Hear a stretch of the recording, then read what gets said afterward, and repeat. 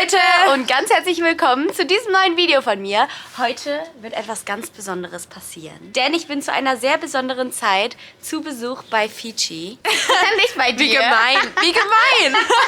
Nein, ich bin wirklich zu einer sehr besonderen Zeit hier zu Besuch bei Julia. Denn was passiert? Die Fohlen kommen. Es ist Fohlenzeit bei uns, die schönste Zeit im Jahr und wir warten gerade auf das erste Fohlen. Ich hoffe einfach, dass es jetzt kommen wird in der Zeit, wenn ich hier bin. Ich hoffe vor allen Dingen heute. Wir dachten schon gestern, aber man weiß es halt nie genau, wann es wirklich kommen wird. Wir bewachen schon und wir warten auf jeden Fall schon drauf. Wir denken auf jeden Fall, dass Coco die erste sein wird, aber es könnte auch jemand anderes sein.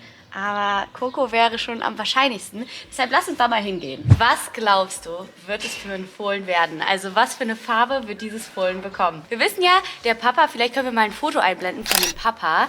Der sieht so aus und Coco ist ja eben so gescheckt. Was glaubst du, wird rauskommen? Also, ich sag, dass es eine kleine Stute wird, beziehungsweise würde ich mir auch eine kleine Stute wünschen, ne? Denn dann können wir sie behalten. Ja.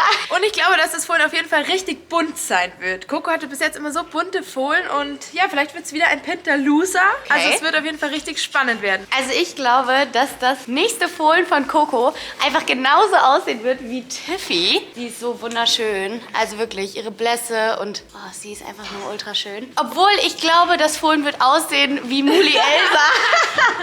Nein, war natürlich nur ein Spaß. Sie ist halb Esel, halb Pferd. Ultra süß. Dann lassen wir die Pferdchen mal raus. Es ist halt so süß, wie die hier alle die Rampe runtergehen. Coco hat einfach so wunderschöne blaue Augen. Julia, warum steht sie eigentlich hier in der Heuraufe drin? Ich glaube, das hat sie von ihrer Besitzerin. Die sitzt nämlich auch mit den Beinen in der Coco ist Heuraufe. einfach ein bisschen speziell, muss ich sagen. Wir haben sie auch schon seit ihrer Geburt übrigens. Echt? Und ihre Mama ist auch schon bei uns geboren. Also Coco ist schon 3. Generation Krass. Eigenzucht. Und wie alt ist sie jetzt? Coco ist jetzt 9-jährig. 2 ihrer Fohlen haben wir ja schon. Jetzt bin ich richtig gespannt, was dieses Jahr hier im Bauch ist. Das Fohlen ist ja schon da, aber es ist halt noch Man sieht's auch, dass sie im echt Bauch. einen kleinen, dicken Bauch hat. Aber ich finde, es geht echt. Sie hat voll die gute Figur eigentlich Find ich dafür, dass sie auch. hochträchtig ist. Voll krass. Ja. Und hier steht das andere Fohlen von Coco. Wie alt ist die jetzt? Tigerlily ist jetzt 3-jährig. Krass, okay, vor 3 Jahren hat sie dieses Fohlen bekommen und letztes Jahr hat sie Tiffany bekommen. Und mal sehen, was sie dieses Jahr kriegt für ein Fohlen. Coco hat immer ganz, ganz besondere Fohlen. Also Julia, es kann ja jetzt jeden Moment so losgehen eigentlich, ne? Wir sind bereit, wir stehen in den Ja, Startlöchern. wie bereitest du die denn so drauf vor auf die Geburt? Also da gibt es viele Sachen, die wir machen. Zum einen halt schauen wir, dass das Winterfell so gut wie es geht halt heraus ist, dass die Stuten einfach nicht so haaren. Wir scheren immer den Bauch einmal, dass die Fohlen nach der Geburt, wenn sie nach dem Euter suchen, einfach nicht so viele Haare schlucken. Dann kriegen sie natürlich eine schöne Strohbox, in der sie dann stehen und auch für die Geburt halt sind, ist es wichtig, dass die Stute halt auch schon eine Zeit davor eben in der Box ist, dass es dann halt einfach keine Umstellung ist. Das Wichtigste ist einfach auch die Geburtüberwachung. Man muss einfach bei der Geburt dabei sein. Man kann einfach so viele Probleme verhindern und kann so viele Leben der Fohlen retten, indem man einfach dabei ist und auch mal hilft. Weißt du, was ich irgendwie bei Pferden so krass finde? Dass die ja 1 Jahr tragen die dieses Fohlen einfach aus.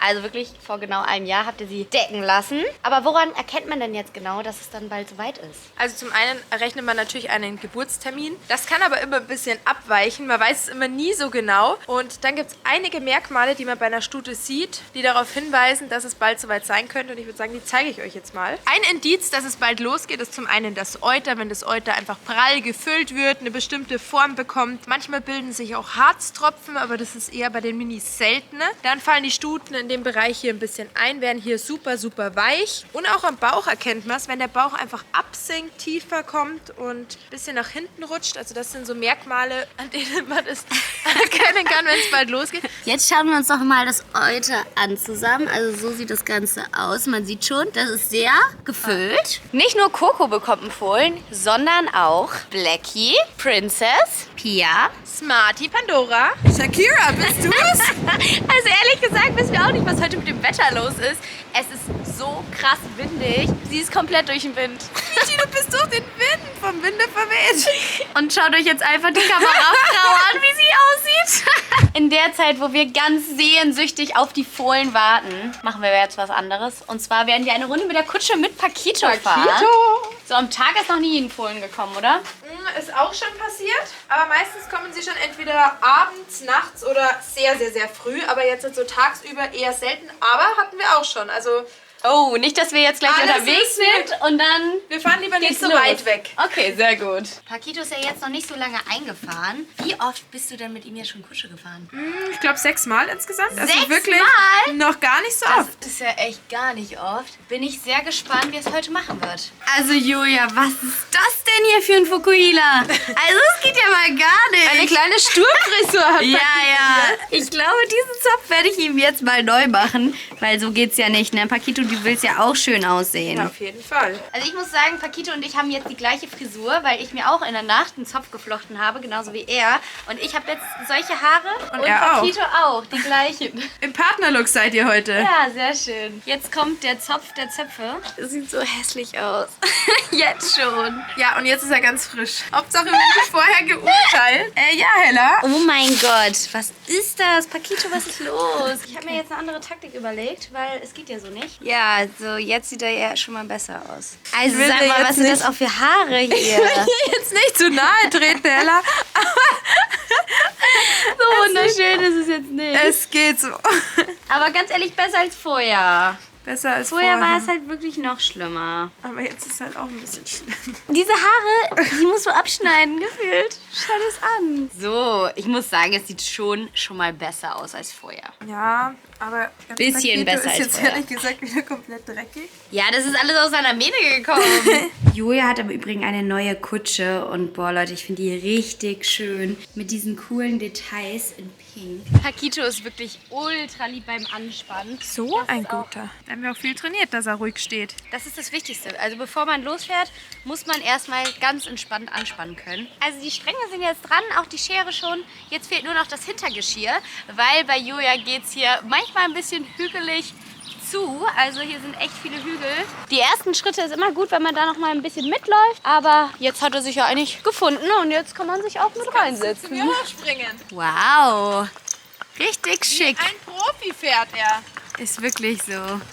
Sieht richtig gut aus. Ein gutes Kutscher. Julia, eigentlich musst du mal mit zu mir kommen und dann kannst du noch mal Valentine Ja, fahren. das wäre so cool. Ich komme dich besuchen. Dieses Jahr kriegen wir es hin. Wehe, wenn nicht. Ja, ich doch. war schon so oft hier. Dieses Jahr komme ich mal vorbei. Ich muss sagen, Julia, ich finde es wirklich richtig krass, dass wir uns jetzt schon so lange kennen. Echt Wahnsinn. Und du noch keinmal bei mir warst.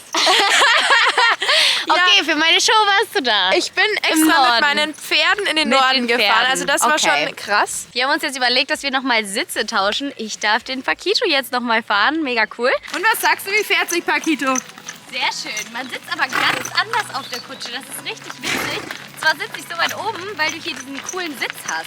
So einen bräuchte ich eigentlich auch nochmal. Dann sieht man so, also sitzt man so richtig von oben.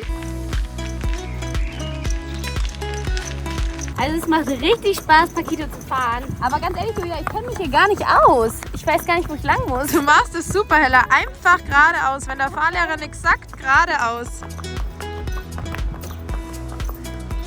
Wir sind wieder zurück. Julia bringt noch eben die Kutsche weg und ich Paquito. Er hat es echt mega gut gemacht. Muss man schon sagen, dafür, dass es jetzt das 7. Mal für ihn in seinem ganzen Leben vor der Kutsche war. Das ist halt aber echt ein Unterschied. Julia macht ja ultra viel Bodenarbeit mit ihm. Was das für ein krasser Unterschied ist, ob die Pferde es einfach schon gewohnt sind, mit der Stimme durchpariert zu werden und so. Das ist halt ein krasser Unterschied, als wenn du einfach so dein Pferd einfährst. Jetzt haben wir uns mal den süßen Wally geschnappt. Der ist nämlich als nächstes dran.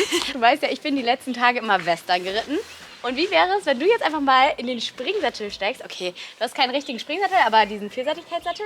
Wolli sagt ja. Ja, den machen Was? wir drauf. Ich Wolli? glaube, Wolli will es halt richtig gerne. Oder das können wir machen. Wäre Tauschen einfach eine gute tauschen Idee. wir heute mal die Rollen. Jetzt warst du Ja. als Westernreiter unterwegs. Jetzt starte ich Machen mal wir. meine Springkarriere.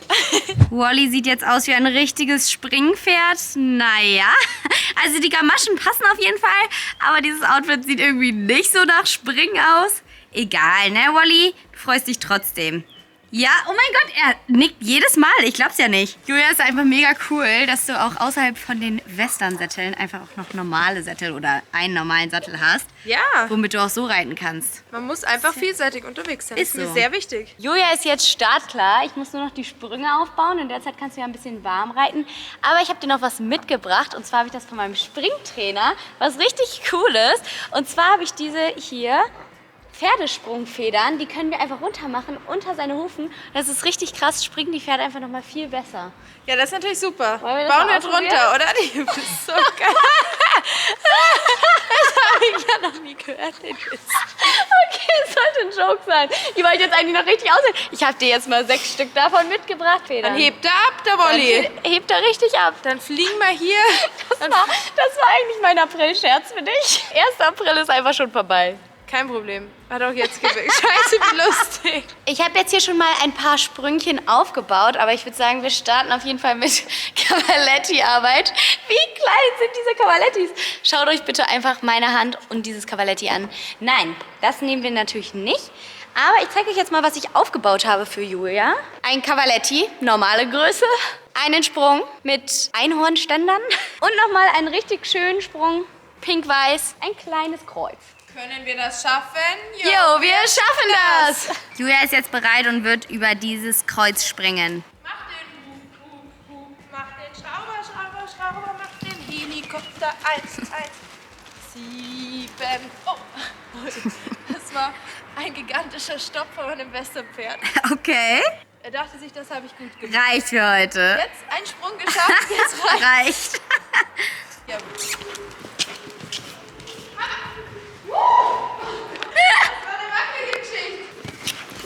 Oh mein Gott, Julia. Ich war schon ganz schön hoch. Ich bin Springanfänger. Ich möchte eigentlich gar nicht so abheben. Mir wäre es ganz recht ein bisschen niedriger. Er springt echt Er ganz macht schön immer hoch. Riesensätze einfach. Oh mein Gott. 3, 2, 1. Sehr gut. Juhu. Wie fühlen Sie sich? Irgendwie ist das Pferd müde. Du tust so nur so. großen Sätzen, ne? Er hat jetzt einfach richtig Bock. Also ich muss sagen, ich fürchte mich schon ein bisschen von dieser Höhe. Also es schaut im Video wahrscheinlich gar nicht so hoch aus, aber ich sag's euch, wie es ist. Es ist eine gigantische Höhe. Eine brutale Höhe, was die Hella da aufgebaut hat. Ja, entspann dich. Ich mach's jetzt noch ein Höher für dich. Schweißausbrüche. Ich mach's hier jetzt noch ein Höher für Sie. Du kannst nicht Ho kurz vorm Sprung sagen. Sag sie einfach Ho. Über dem Sprung. Was denkst du, soll er anhalten über dem Sprung, oder? Was ist los mit dir? Also das war schon brutal. Wir machen's nochmal. Ich mach die Pinke nach oben. Wuhu, der war mega. Das war richtig Richtig unheimlich. gut. Wow, war das hoch. Hui. Ich kann einfach nicht mehr mit Jetzt Julia. bin ich geschwitzt. Wolli? Wuhu. Wir bereiten uns schon vor, Hella, denn zu deiner Show werden wir ja auch wieder anreisen. Und Wolli und ich, wir freuen uns schon riesig. Gainesville ist auch dabei und ich leih dir natürlich wieder meinen tollen Wolli für deine Show, weil das hat dir letztes Mal so gut mit euch harmoniert. Ich freue mich schon riesig. Du dich auch, Wally.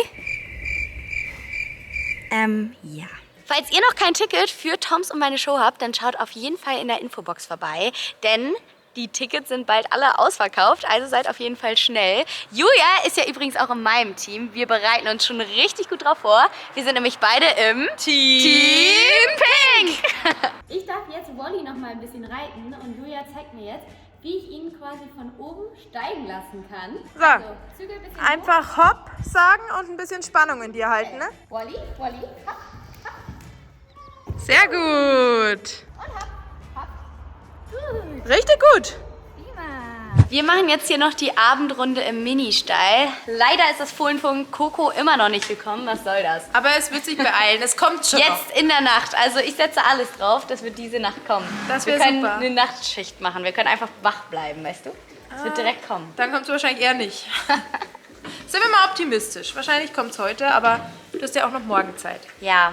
Heute aber es wird oder schön. morgen wäre cool. Heute wäre halt richtig cool. Das stimmt, heute wäre perfekt. Ich möchte einfach nicht mehr abwarten. Ich sag's, wie es ist. Aber was machen wir denn jetzt? Weil wir schlafen ja jetzt hier nicht mit einer Box. Wir haben einmal hier die Kamera, die überprüfe ich jetzt, ob die stimmt. Also hier, ich hebe jetzt hier einmal mal meinen Arm rein und dann sieht man halt, dass es geht und halt auch die Zeit und alles stimmt. Also das ist die Kamera und die filmt jetzt diese beiden Boxen, Coco und Pandora. Coco hat jetzt hier den Geburtmelder am Schweif. Das System verwenden wir jetzt seit letztem Jahr.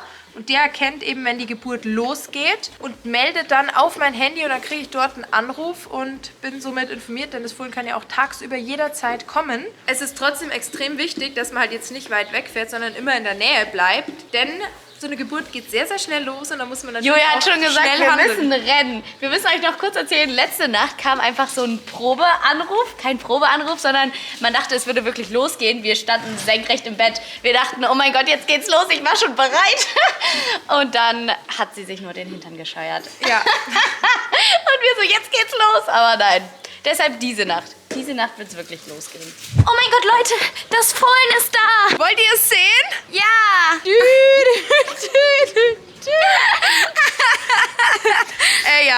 Coco hat uns warten lassen. Es ist kein Fohlen da. Traurig. Ja, was soll das? Sie ist so frech. Sie ist halt schon lange überfällig und bringt es einfach nicht raus. Wir hatten jeden Tag jetzt schon Was gedacht, soll dass das? das Fohlen kommt, aber irgendwie kommt's Kommt's nicht. nicht. Heute, wenn Hella Ja. abreist, ist es bestimmt zu weit. Ja, ich sehe es auch kommen. Aber Coco wollte wenn ich nicht jetzt noch einen beobachtet. Tag länger bleibe, meine ganzen Züge und alles umbuche, weißt du, noch extra Geld zahle, dann kommt safe immer noch nicht. Und ich kann hier halt nicht für immer bleiben, leider. Schade. Das würde ich mir wünschen. Meine Hella. Pferde warten ja auch zu Hause. Aber ich würde sagen, wenn es kommt, dann machst du uns einfach ein paar schöne Videos.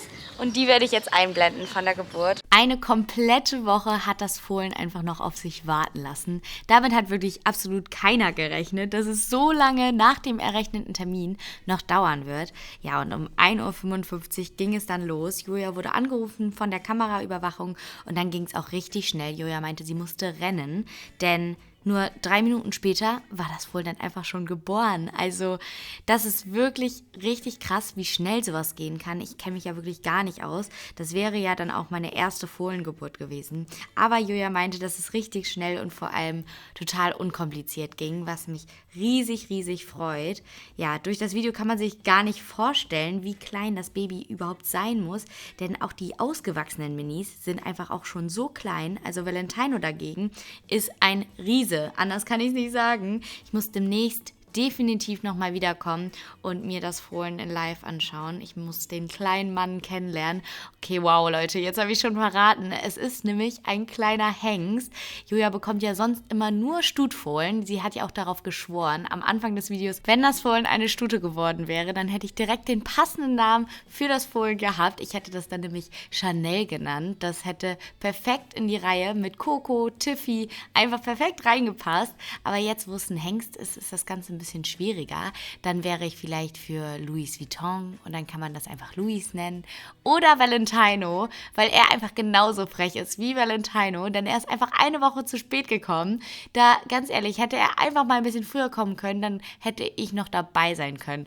Nein, Leute, ich will mich gar nicht beschweren. Das ist natürlich die Natur. So ist es halt. Ich bin einfach nur froh, dass er gesund und munter auf die Welt gekommen ist und freue mich total für Julia, dass sie da jetzt so ein tolles Fohlen bekommen hat. Was ich einfach so unfassbar finde, dass dieses Fohlen einfach vor ein paar Minuten noch im Bauch drin war und jetzt einfach auf der Welt ist, die ersten Aufstehversuche startet.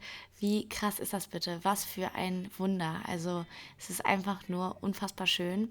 Schade, dass ich nicht dabei war. Vielleicht klappt es ja irgendwann nochmal, wenn ich Julia nochmal besuche und es kommen ja noch ein paar weitere Fohlen. Vielleicht kann ich irgendwann auch in Live mit dabei sein. Das würde mich auf jeden Fall riesig freuen. Falls ihr jetzt noch Namensvorschläge habt, bestimmt würde sich Julia darüber freuen, denn sie weiß auch noch nicht genau, was der passende Name für dieses kleine Kerlchen ist. Dann schreibt es doch gerne in die Kommentare. Ich denke, sie wird sich richtig darüber freuen und sich das alles durchlesen. Oh Mann, ich bin so traurig. Ich muss auf jeden Fall demnächst wiederkommen. Und die Babys kuscheln. Ja. Ich würde sagen, wir sehen uns im nächsten Video wieder. Lasst dem Video auf jeden Fall einen Daumen nach oben da. Ich würde mich riesig freuen. Und dann sehen wir uns im nächsten Video wieder. Bis dann. Tschüss.